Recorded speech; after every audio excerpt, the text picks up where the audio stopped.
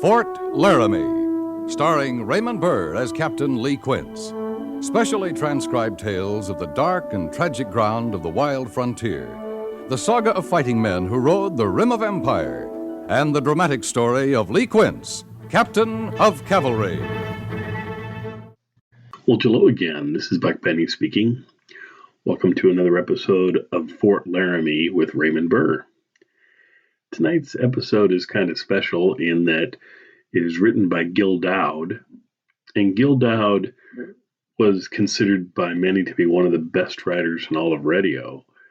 He was a fantastically prolific writer, wrote a lot of different shows for radio, wrote a lot of things for television. And he did this in a short amount of time because, unfortunately, he passed away at the age of 43. And about a year and a half after this episode aired is when he would pass away in 1957. So I'm glad we have this episode, and I'm glad he wrote this episode. We also have on here actor Dick Beals. And Dick Beals is a child actor. He's not a child. He was never a child as an actor. He was always an adult. Anytime you've heard him, his first acting that we know of was when he was in his 20s, but he was always playing a child, usually anywhere from 3 years old to 8 years old or so, and would do a fabulous job of it. He could play boys, he could play girls.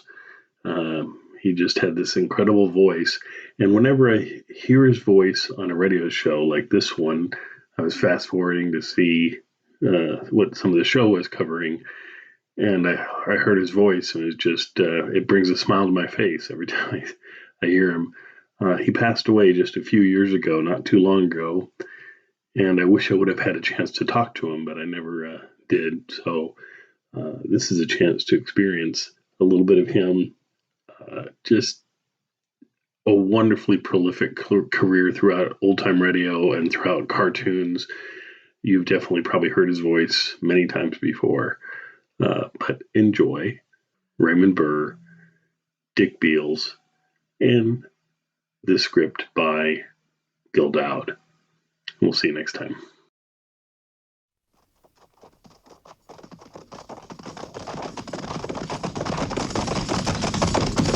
At the gallop! Ho!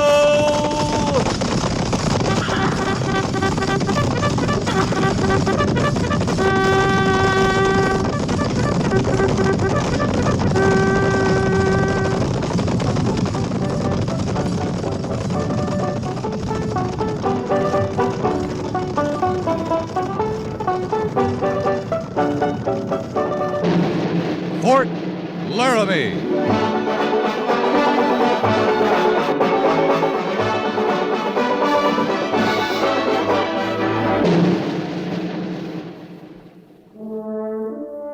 Fort Laramie, starring Raymond Burr as Captain Lee Quince.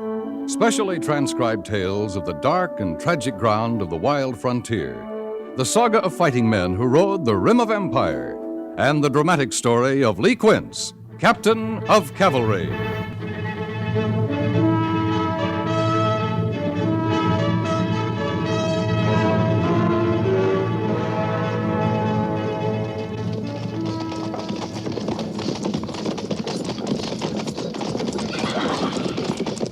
Patrol! Halt! Sergeant Gord. Yes, sir. Dismiss the patrol. I've got to report to Major Daggett. Yes, sir. And see that their horses are babied right this time. Yes, sir. Roll. Prepare to dismount. Dismount. Captain Quince reporting, sir. Oh, I'm sorry, sir. I thought you'd be alone. That's all right, Captain. Oh, this is Major Barlow. Major? My pleasure, Captain. Well, how did your patrol fare? Routine, sir. No sign of trouble. Good. Oh, sit down, Quince. Thank you, sir. Major Barlow is here on orders from General Staff in Washington. He's surveying all the posts in our department. I have only a few days here, and then I'm going on to Fort Dodge. General Custer's command? Yes. I'm looking forward to that. read hundreds of reports, and certainly that 7th Cavalry is doing the best job with the hostiles that can be done. You haven't surveyed them yet. Well, not personally, no. The record reads victory after victory. I wish we could say the same about the 2nd. Well, the circumstances are a little different, Major. They're waging open warfare from Fort Dodge. Here, we try to keep hostilities at a minimum, maintain peace. Captain, how much firefight have we seen in the last month? Oh, 3 or 4 skirmishes is all, sir. Mostly with dog soldiers driven from the Fort Dodge section. Dog soldiers? There are 2 kinds of Cheyenne. That's the tribe we've been most interested in around here lately. Dog soldiers are the warriors. They wear 3 feathers. Oh. The ones that don't wear the feathers are the reservation peaceful kind. We don't bother either unless they make us. Yeah. Well, Major, it's the belief of many members of the staff, including myself, that a soft policy such as yours is bound to lead to an uprising. I hope you're wrong, sir. Well, the hostiles see it as a sign of weakness. The only way to enforce peace with these savages is to maintain constant pressure, continual display of strength. Will we get a directive to that effect, Major? Or is that a private opinion? It's my opinion at the moment. I can assure you I'll do everything I can to see a directive based on it. Now, Captain, if you'll show me to your troop area. Yes, sir. Major Barlow will be attached to your troop during his stay. You'll place yourself at his disposal, do everything possible to assist him in making his survey. It's an honor, sir.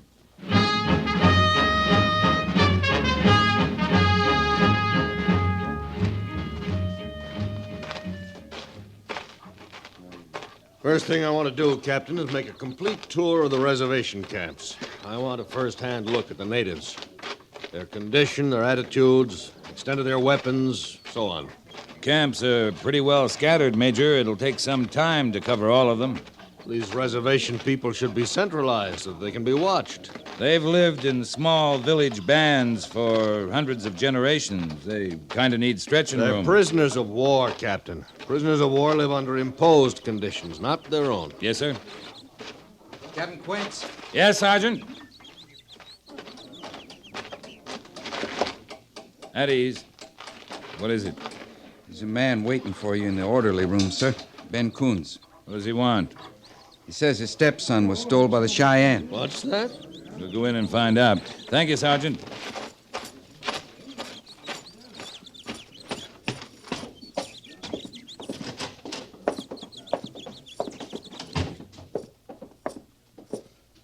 I've just heard about your son, Coons.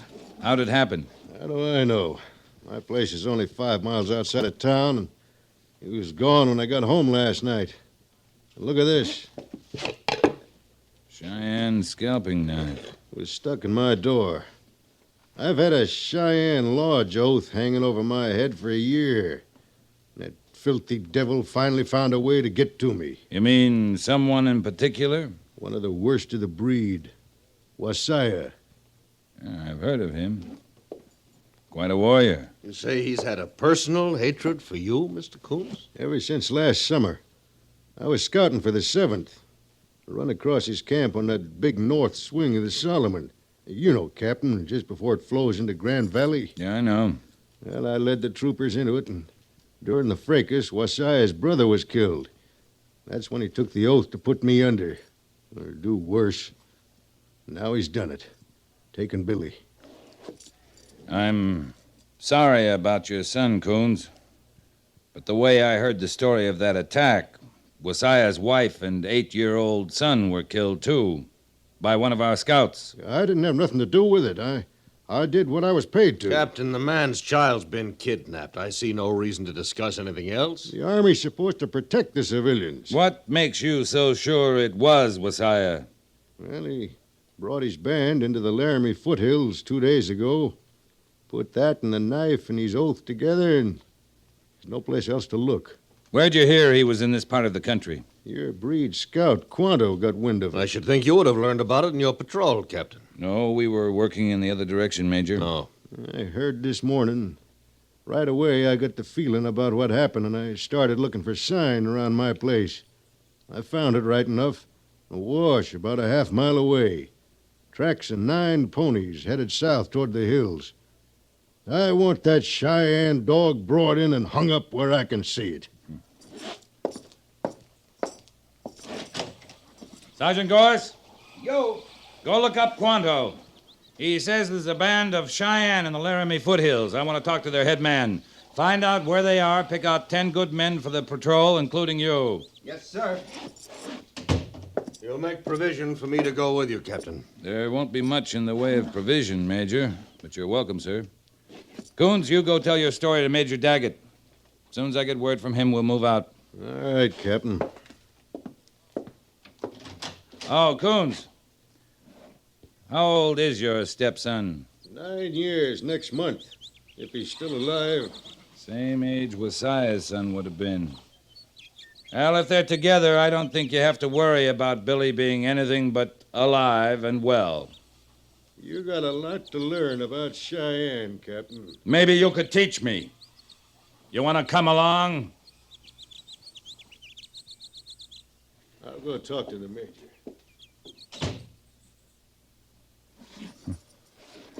There goes a man with a bad conscience. What about your own, Captain? You seem to feel more sympathy for the savage than you do for this poor man who's lost a child.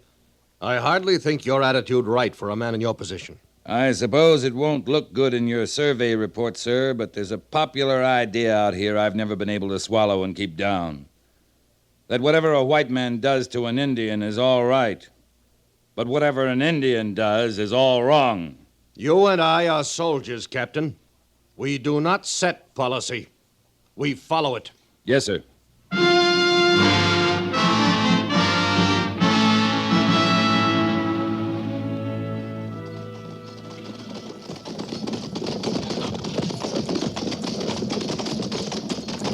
fast water Quanto talked about's just around this bend, Captain. I know. I caught some beautiful trout in that stretch. That's where their camp's supposed to be. Hadn't you better order carbines at the ready? A show of preparedness, Captain? Little late for that, Major.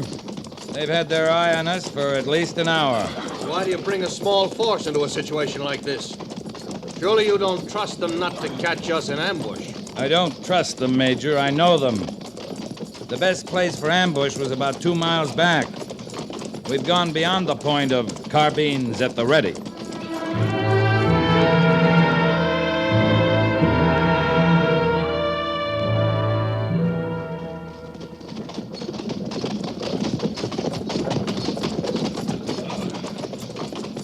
There you are, Major, up ahead, waiting for us. Those are dog soldiers. Some of the best mounted fighters in the world. We're well outnumbered, Captain. We always are. Now, they'll come in to meet us at full run and screaming like banshees. That's their way. They don't want you to know whether they mean to be friendly or to open your throat. If we had our carbines ready, their run wouldn't be exactly friendly. Patrol! Halt!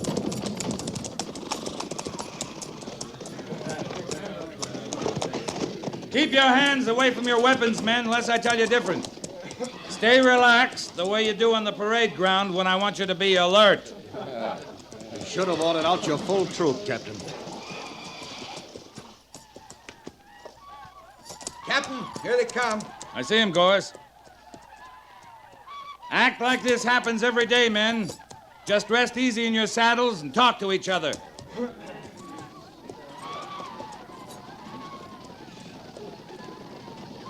Captain, order carbines at the ready. That an order, Major? It's common sense. Show them we'll fight. Don't draw your pistol, Major. You'll spook them for sure, waving that thing around. They'd have opened up by now if they were going to.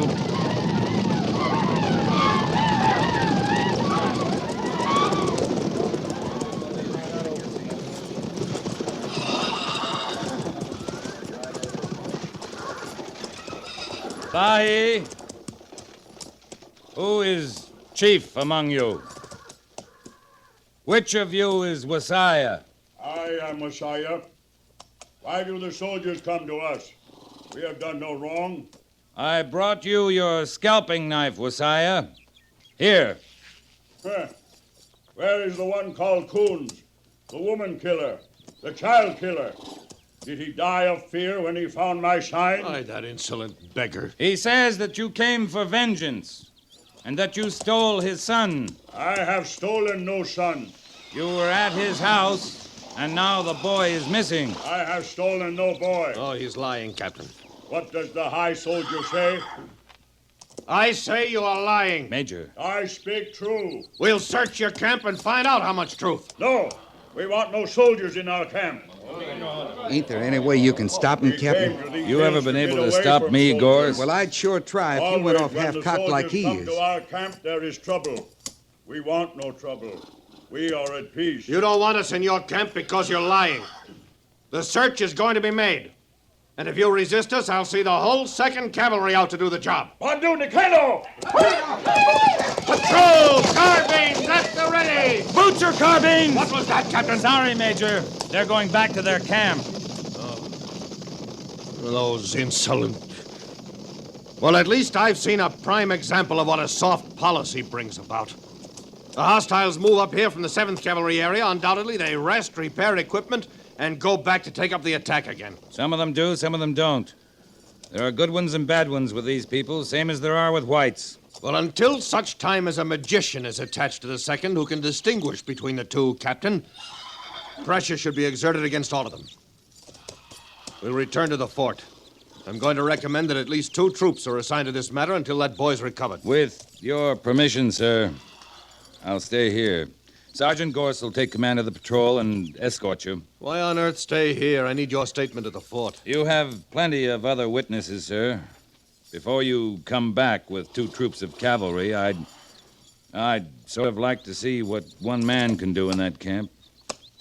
You're thinking as an individual again, Captain.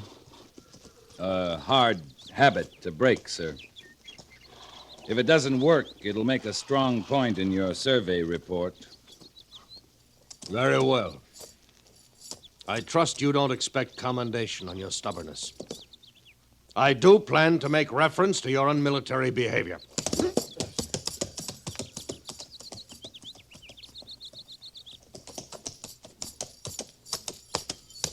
Be better if we could send old Brass Shoulders in alone. Watch your manners, Sergeant. Don't you want me to stay with you? Thank you, Gorse, but I don't need you. This may look crazy, but I don't think I'll run into any trouble. If that youngin's in there, you will, sir. No, I don't figure he is. I've been thinking. If I was Wasiah and had kidnapped the boy, I sure wouldn't have left a knife to point the finger at me. And I would have hightailed it out of these parts a long time before this. I sure hope you're right, Captain. Sergeant, I'm ready to go. Not far enough. Watch your manners, Gorse. Yes, sir. Good luck.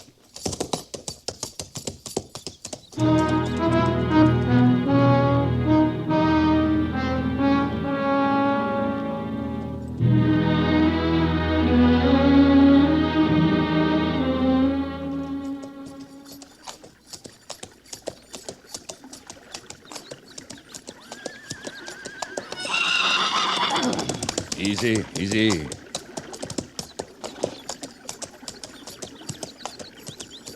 Stop, soldier!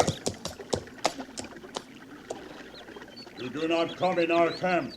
Then come out here, Wasiah, so we can talk without being bothered by others. Do we talk about the son I did not steal? I believe you. I believe that you didn't steal him. Your high soldier is blind. His words cut like flint. He's new to this country. He has much to learn. He went back. Does he bring more soldiers to attack us? That's what's in his mind now. It'll take a day, so you have time to move your camp. Strange words from a soldier. Why do you stand with me when the high soldier says I lie? I've heard much of you, Wasiah. If you were going to steal a son, you'd do it better than this. I say this. The days are gone when a son brought only gladness to his father. Now the father looks to the day when his son reaches manhood and sees nothing but sadness and hunger and fighting a war that will not be won. Some nights, when sleep runs away from me, I think of my son, and I am happy that he is not with me to share the trouble that follows us. I would steal no son. I have nothing to give him. Do you truly want peace, Wasiah? A peace with honor, yes. We are tired of fighting and running. This is a small thing, a missing child, when you measure it against the bigness of the trouble that we're all in, all the tribes, all the army units. But it's a thing that could stir everything up again. Word from the major could go to Washington. His words from his mind. They'd be believed because no other words could go to say they were wrong. I'd like to stop it, Wasiah. Would you help me? How would a Cheyenne help a soldier? If you and I could find the boy and take him back, everyone would know that you are a man of honor and truth, and that you lead a peaceful band. Then the high soldier's word would be lies. You'd be right, and he'd be wrong. For that I would help. But how? Have any other new bands moved into this section that could have taken the boy? One Shoshone and one from my tribe. Could you find out if they have him? Yeah, Will you do it? I will. While you do that, I'll try and get a line on him. Will you meet me in the wash near Coon's place at sunrise tomorrow? Do you know what you asked me to do?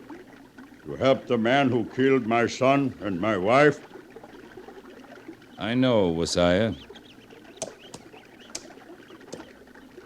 We meet at sunrise, soldier.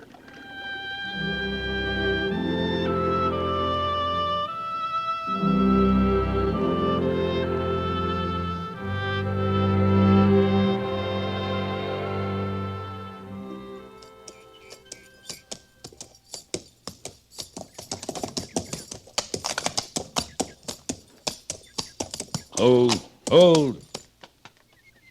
I am here, soldier. You hide well. What did you learn? The boy is not with the Shoshones and not with the Cheyenne. Then we have another way to go. He has an uncle in the Rock River settlement. He's talked to some of his young friends about going to live with him. He told them the trail he'd take. If I put you on it, could you pick up his sign and follow it? I have followed older sign. We'll go then.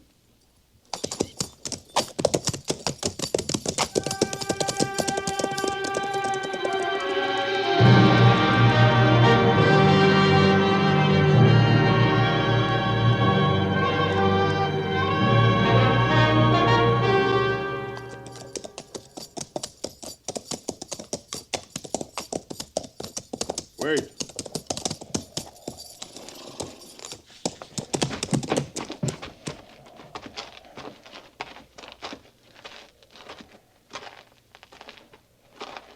He fell here.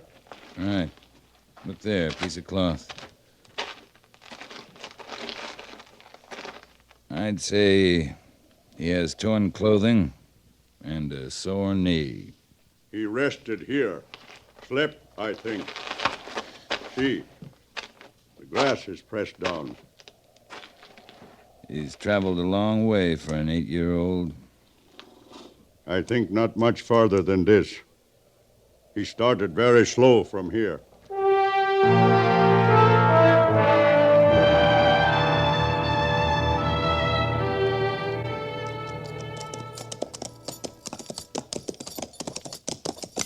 There, soldier.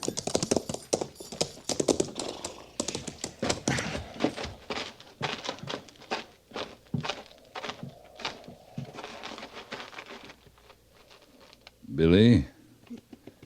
Billy?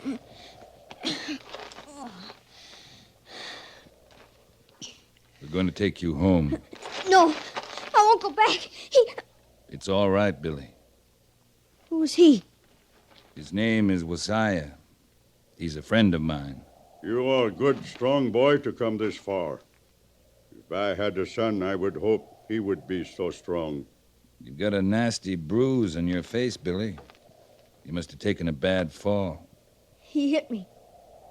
Who did? My paw. With a stick. He hit me till I ran away. Let's see under your shirt. Yeah, he sure did hit you, didn't he? I won't go back. My pa hit me again. Come on. Stand up, Billy. Look, I don't blame you for running away. I guess I'd have done the same thing. I won't go back. If you want to live with your uncle, I think we can work it out. In Rock River? Yeah. And instead of trying to get there all by yourself, how would you like it if you could ride with the cavalry? By myself? On a horse? Yes. Horse all your own. Now, you ready to start back? I won't stay with my pa. You won't have to. Come here, boy. You ride with me on my pony. No, I don't want to. Why, sure you do, Billy. Think what you can tell your friends. I'll bet none of them have ridden with a real Cheyenne warrior. Come on now. Show them how brave you are. Come here, boy. Am I strong enough to lift you up? Oh. He not know the feel of a white man on his back. You all right, Billy? Does this pony run fast? Oh, yes. Faster than prairie fire. I go.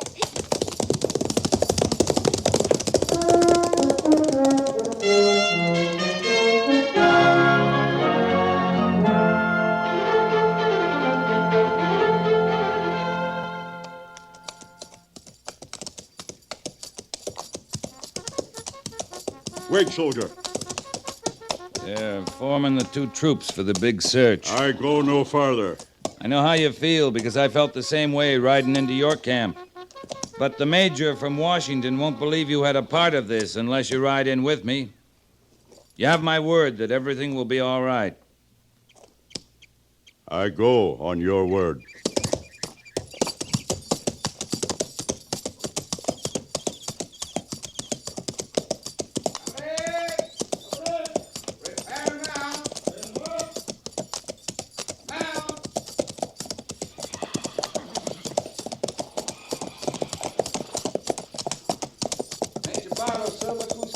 Right up to the major, Wasiah.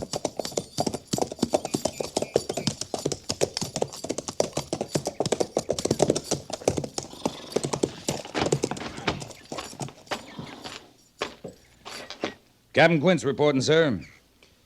Well, this savage did steal the boy.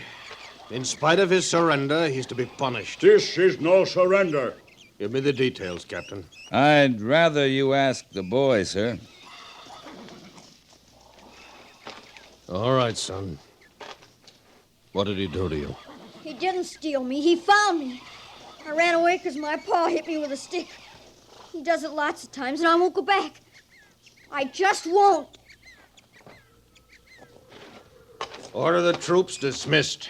Yes, sir. Prepare to dismount. Come on, Billy. We'll find you something to eat. Wasiah, I'd stay out of the 7th Cavalry territory for a while. The high soldier is going to be moving that way. There is very far place where there are many antelope. I think my people are hungry for antelope. My thanks go with you. Mine stay with you. You grow strong, boy. One day you can beat your stepfather. I leave my vengeance with you. I go. Goodbye. Come on, Billy.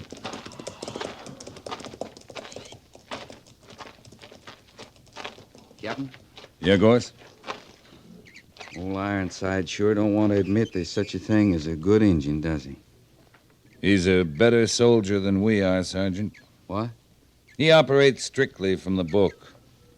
Maybe in the next situation, the book will be right.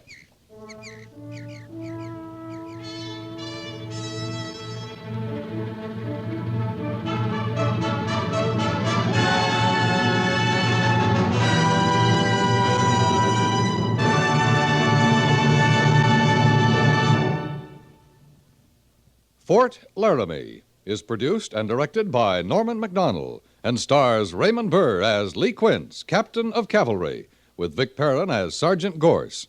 The script was specially written for Fort Laramie by Gil Dowd, with sound patterns by Bill James and Ray Kemper, musical supervision by Amerigo Marino. Featured in the cast were Lawrence Dobkin, Clayton Post, Ralph Moody, Jack Moyles, and Richard Beals.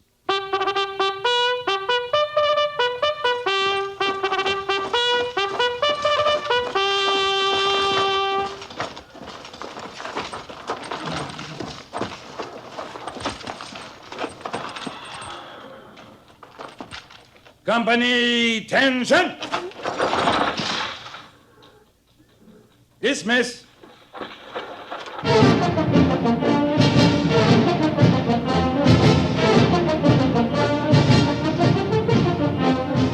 Next week, another transcribed story of the Northwest frontier and the troopers who fought under Lee Quince, Captain of Cavalry.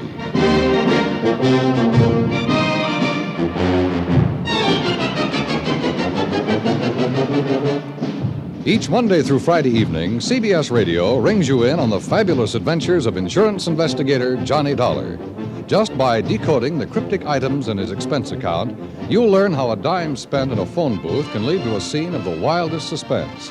Then on to a sum spent for an airplane ticket or an item for a new shoelace, and again you'll find yourself smack in the middle of a thrill-packed situation. Each new adventure moves the story forward to its dramatic payoff when Johnny Dollar solves yet another case of arson, fraud, or murder. Every Monday through Friday night over most of these same stations, hear yours truly, Johnny Dollar.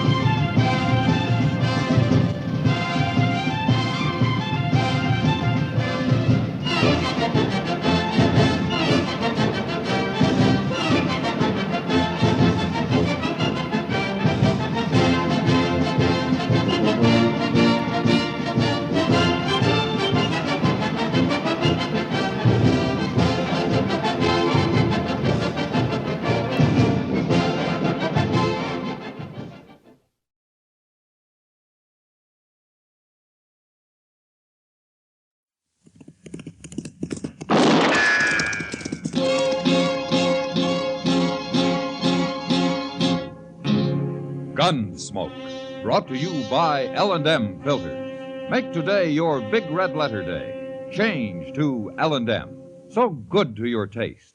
So quick on the draw. Around Dodge City and in the territory on West, there's just one way to handle the killers and the spoilers, and that's with a U.S. Marshal and the smell of Gunsmoke.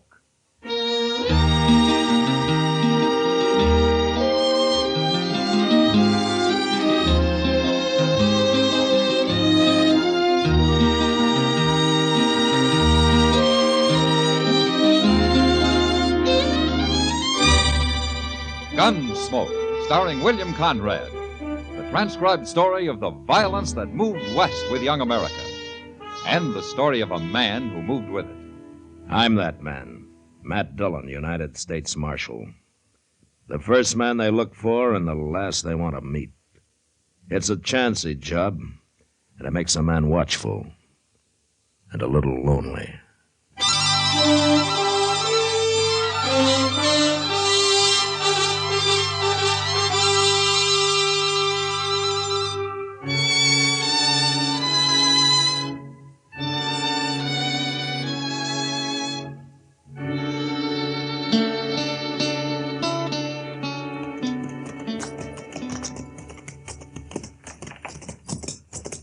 I swear this is the lonesomest looking ranch in the whole state of Kansas, Mr. Dillon. That's no place for a man who likes company, Chester. 3 days ride from Dodge, 150 miles. It'd get me talking to myself. Now that's driven old Tub Claver a little crazy. Not so crazy he ain't finally selling out. Yeah, let's leave him here, huh?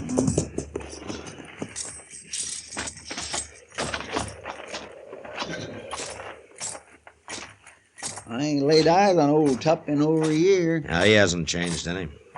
And that's what worries me. What do you mean?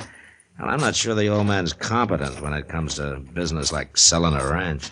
Oh, there he is. Hey, Top, hello. Hello! Look at his hair. He must use it for a napkin. That's bear grease, Chester. Yeah, looks like he ain't washed it since he was a boy. Oh, Top, how are you, huh? Fit to fight day or night. Hello, Top. Well, I see you're looking sloppy as ever, Chester. I'm looking sloppy. Why, Top, doggone your old hide. Never mind, Well, Chester, I never mind. sloppy. No, that's how I remember him. Top, we've been up on the Republican River. We heard that you're selling your ranch. Yeah, want to buy it? No. We just thought we'd stop by and see how you're doing, that's all. Oh, I'm doing right good, Marshal. Well, why are you selling, Top? Oh, I'm tired of being alone. Need help out here, getting old. Nah. How much you asking for the place? 10,000, and it ain't worth $1 more. You want it? No, I don't want it. But have you found anybody who's interested?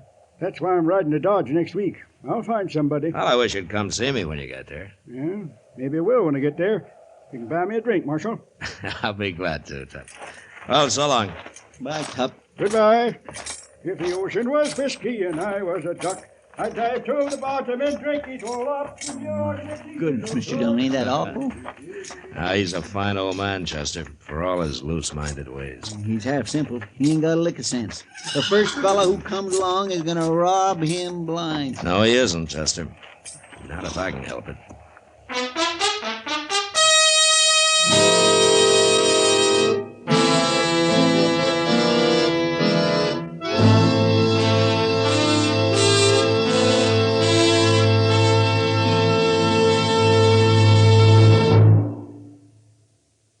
Make today your big red letter day, your L&M red letter day. Superior taste and filter, it's the miracle tip. Make today your big red letter day. Change to L&M today. L&M, so good to your taste. So quick on the draw. Get L&M today. What's the first thing you notice when you light up an L&M? It's that L&M is so good to your taste, of course. You'll like that rich taste of superior tobaccos. Then you'll notice that you enjoyed that taste with no effort on your part whatsoever. And that's because L&M is so quick on the draw.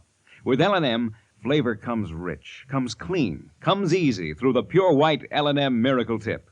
So, make today your big red letter day. Change to L&M today. L&M, so good to your taste. So quick on the draw. Get L&M today. yes, make today your big red letter day and change to L&M.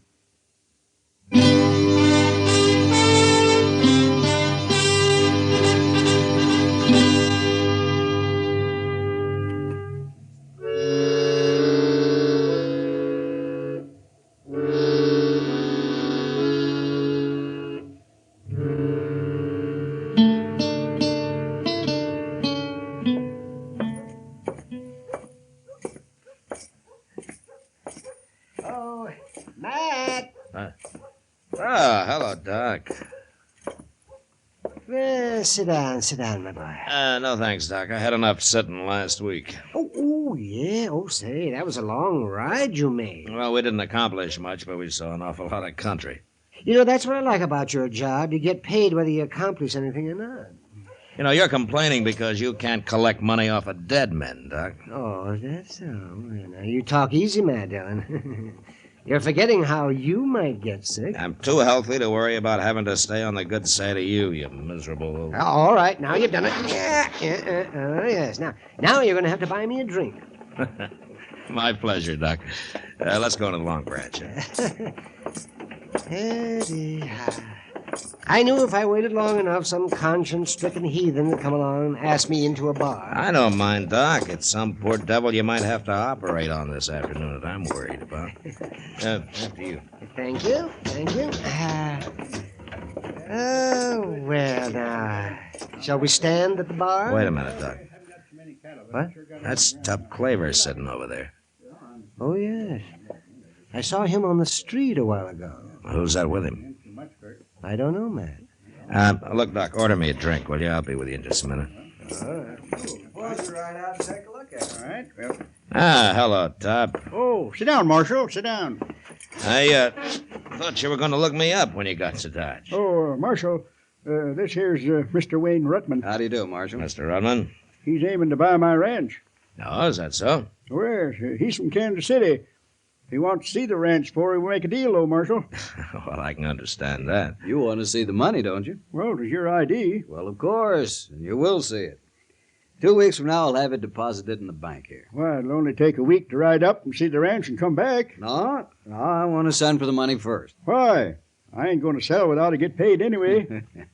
Evidence of good faith, Tup. I want you to know I have the money and that I'm ready to buy before I look the ranch over. Yeah, don't make sense to me. Marshal, do you see anything wrong in doing it my way? Well, I don't see it makes any difference. There you are, Tup. I'll be going now, and 2 weeks from today, I'll meet you at the bank. Agreed? Sure, I'll be there. Good. Bye, Marshal. Bye, Mr. Rutland. Ho, ho, dead doe, you never know. My. What? Ho, ho, dead... never mind, Marshal. Nice feller, huh? Yeah. Well, where did you run into him? Oh, at the hotel this morning. I told everybody I was selling my ranch, and his eyes lit up, and he bought me a drink. Oh, I got to come to town more often. When do the ladies get here, Marshal? You never mind the ladies. But I'm going to be rich. $15,000 worth. What? Yep, $15,000, Marshal. But you were only asking 10. Well, I told him that. But he said that he's as rich as can be and wants to do right by an old man like me. Now, ain't he a nice feller, Marshal? Yeah, maybe. But, I'll be there to find out for sure.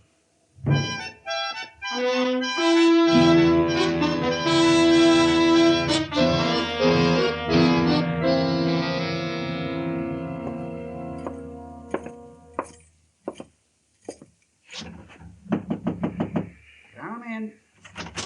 Hello, Mr. Bodkin. Well, come in, Marshal. What can the bank do for you today? It's been 2 weeks, Mr. Bodkin. I told you I wanted to be here when Rutman and Tup Claver showed up. Of course. But Wayne Rutman's already been here, Marshal. Oh, he has? Mm-hmm. Deposited $15,000 cash, just like that. It's an awful lot of money. I wish there were more businessmen like him around. Well, morning, gentlemen. Here's Tup. Oh, it's you, Marshal. Hello, Tup. Oh, where's Rutman? He said he'd meet you at the stable about noon, Tup. He'll be ready to ride up to the ranch with you, and the money's here, $15,000. It's been deposited. I'll take your word for it, Bodkin. If Rutman decides to buy, he'll give you a note for the money. All you'll have to do is come here and collect it. Well, sounds easy. Nothing to it. My. Well, I don't see anything wrong with the deal, do you, Mr. Bodkin? Certainly not. You're a lucky man, Tup. If he decides to buy, of course. Oh, he'll buy. Place looks fine. I just got back this morning. Ah, so that's where you've been. Huh? Riding and dreaming, Marshal. Dreaming of money. Well, good luck, Tup. There ain't no such thing, Marshal. Luck's for fools and sinners. You'll see. Oh, yes, you'll see. If the ocean was whiskey and I was a dog,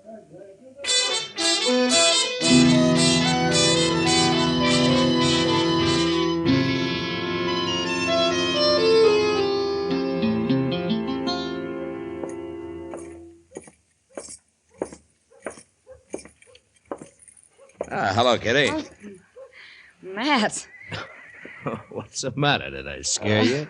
I guess we were concentrating pretty hard on those dresses in the window. Matt, this is Mary Emmett. How do you do, Mary? Hello, Marshal. Mary's an old friend of mine. She's just passing through on her way to Denver. Oh, why don't you stay in Dodge a while, Mary? They got enough pretty girls in Denver. Kitty's told me about you, Marshal. I don't believe a word you say. Oh. Well, then I guess you really are old friends. Oh, it's been 15 years, hasn't it, Mary? Ever since New Orleans. We were awful young then, weren't we? Well, you grew up pretty fast in that town. We sure did. Where's Chester, Matt? I'd like him to meet Mary, too. Oh, he went in the bank, Kitty. He claimed he had to change some money. I wish I had some money. I'd change it right in this store. Look at that purple dress, Matt. Kitty, you got 100 dresses. Well, then I've lost 95 of them. The others are in rags. Well, the one you're wearing looks nice. This thing would look good on a gal from the deep piney woods. Kitty, you haven't changed a bit. As long as I've known you've complained about your wardrobe. Well, I'll stop one day, Mary, when I get $1 million. Mr. Dillon! That's Chester, Matt. Oh, yeah. Well, look, maybe I can join you two later and have a drink with you. Huh? Hope you will, Marshal. Okay, we'll do that. Bye.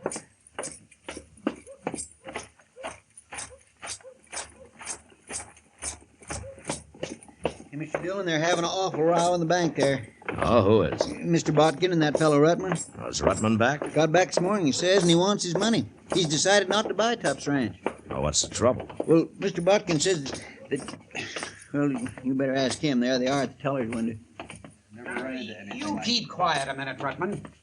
Marshal Dillon, you settle this. What's the trouble, Mr. Botkin? He won't give me my money, that's the trouble. You haven't got any money here. $15,000 is all.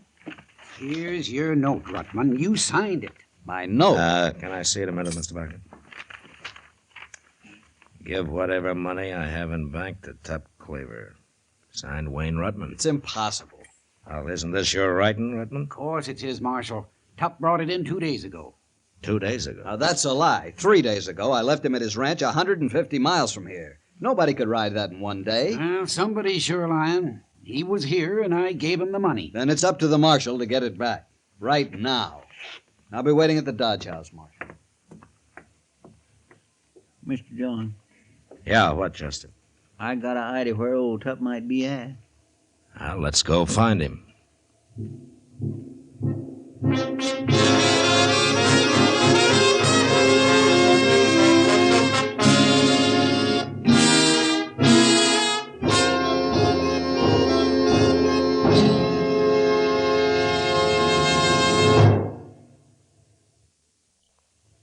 Make today your big red letter day, your L&M red letter day. Superior taste and filter, it's the miracle tip. Make today your big red letter day. Change to L&M today. L&M, so good to your taste. So quick on the draw. Get L&M today. Talk about good taste. Well, friends, there's plenty of talk about good taste among the people who have changed to L&M cigarettes. That's because L&M is so good to your taste. And L&M is so quick on the draw. Just take an easy puff, and the flavor of a superior cigarette comes rich, comes clean, comes easy. Make today your big red letter day. Change to L&M today. L&M, so good to your taste. So quick on the draw. Get L&M today. Yes, make today your big red letter day, and change to L&M.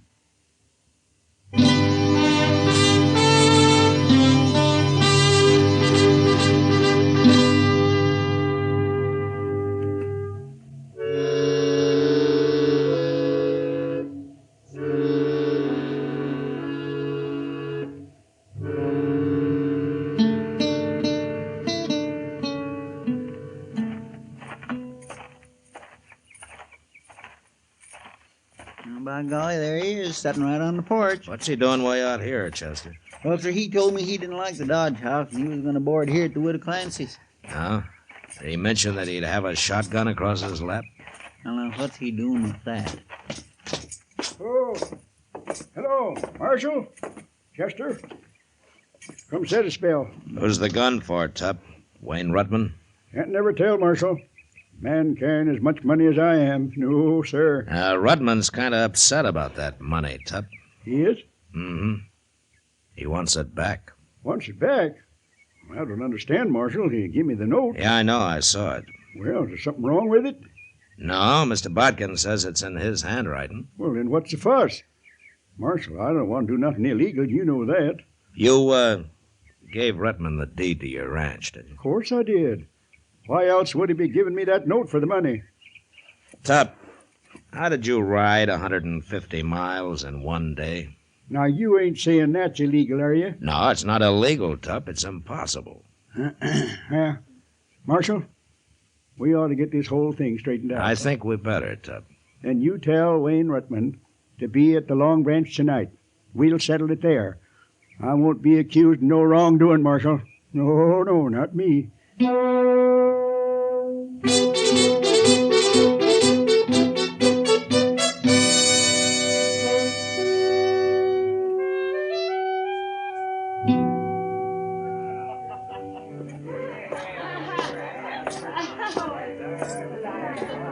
Well, there he is, Rutman. The same table where you first made the deal. You stand up on me, Marshal. You make him give me back my money. Well, evening, gentlemen. Sit down. Hello, Tup. I hear you got a complaint, Rutman. What's wrong? I changed my mind. I don't want your ranch. You don't want it? Here's the deed. Now hand over the money. Oh, but we made a deal. I gave you the deed, and you gave me the note for the money. Well, I said I've changed my mind. No, it's too late, Rutman. You've already bought the ranch. It's yours. $15,000 for that place. Don't be a fool. And I didn't make you pay it. Rutman, you should tell me something.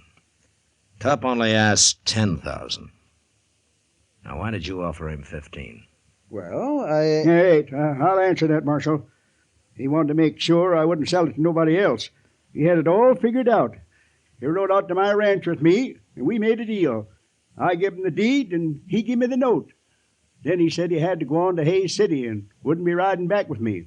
But I know that he aimed to get back here as fast as he could and draw his money out of the bank before I could get here with his note. That way he'd have both his money and the ranch. He'd get the ranch for free. This whole thing is ridiculous. I'm giving you back your deed, Tup. You can have the ranch. I want that money. Wait a minute. I'll tell you what I'll do, Rutman. Now, the ranch is only worth $10,000. Everybody knows that. So I'll buy it back for 10. What? Yep. I've got the money right here. You want it? No, I want the whole 15. I had to borrow 10,000 of it. I've got to return it within a week. I can't help that, Rutman. The ranch ain't worth more than $10,000, and that's all I'll pay for it. Now, you can take it or leave it. Marshal, are you going to sit there and let him cheat me out of $5,000? Mr. Rutman, you don't have to sell the ranch I've back. got to return that $10,000. There'll be trouble if I don't. Bad trouble. Well, there it is. Right there on the table. I'm going to go get me a gun. No, you don't, Rutman. I'll find him when you're not around, Marshal. Hey, Rutman, look over there at that bar.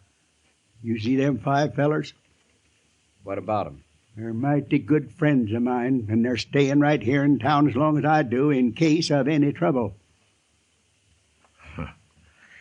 Looks to me like you're licked, Mr. Rutman.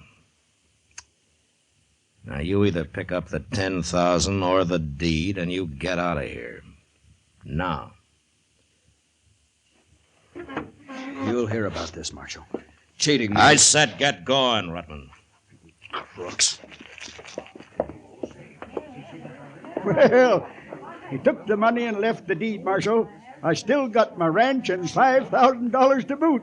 Tup, who are those friends of yours at the bar there? Oh, I'm giving a party tonight, Marshal. You're invited, too. All the drinks are on me. But why them? Well, they're just fellers I know.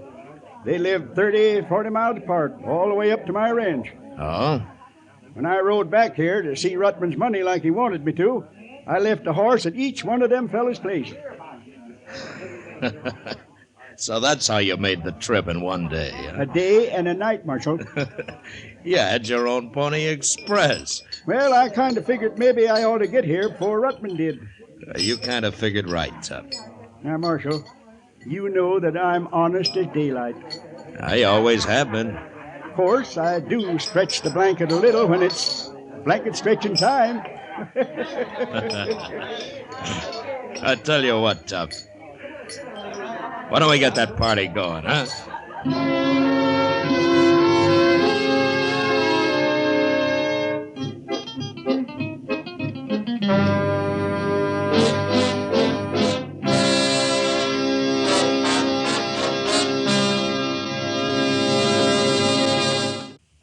And now our star, William Conrad. Thank you, George. Take a tip from the L&M people, the people who have put the pleasure into filter cigarette smoking. Take the L&M Miracle Tip, the tip that lets all the flavor of a superior cigarette come rich, come clean, come easy. Once you light up an L&M, you'll understand why we say they're so good to your taste, so quick on the draw. It's the pure white Miracle Tip that adds so much to your enjoyment. So make today your big red letter day. Change to L&M.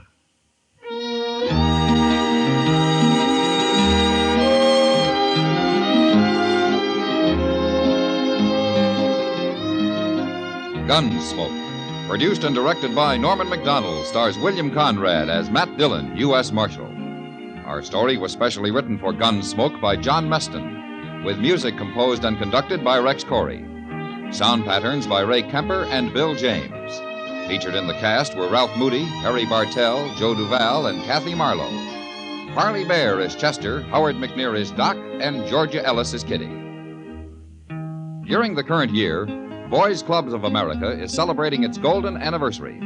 Formed in 1906 from a nucleus of some 50 existing boys' clubs, the National Boy Guidance Organization today numbers 435 member clubs from coast to coast, serving more than 450,000 boys.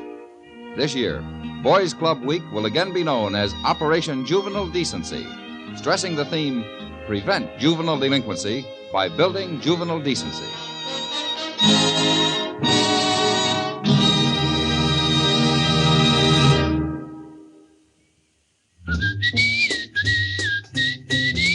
Chesterfield packs more pleasure because Chesterfield's more perfectly packed. Chesterfield, made by exclusive Accuray, packs more pleasure because it's more perfectly packed. Unlocks all the pleasure of fine tobaccos. Chesterfield packs more pleasure because Chesterfield's more perfectly packed. Firm and pleasing to the lips. Chesterfield. Mild. Yet they satisfy the most.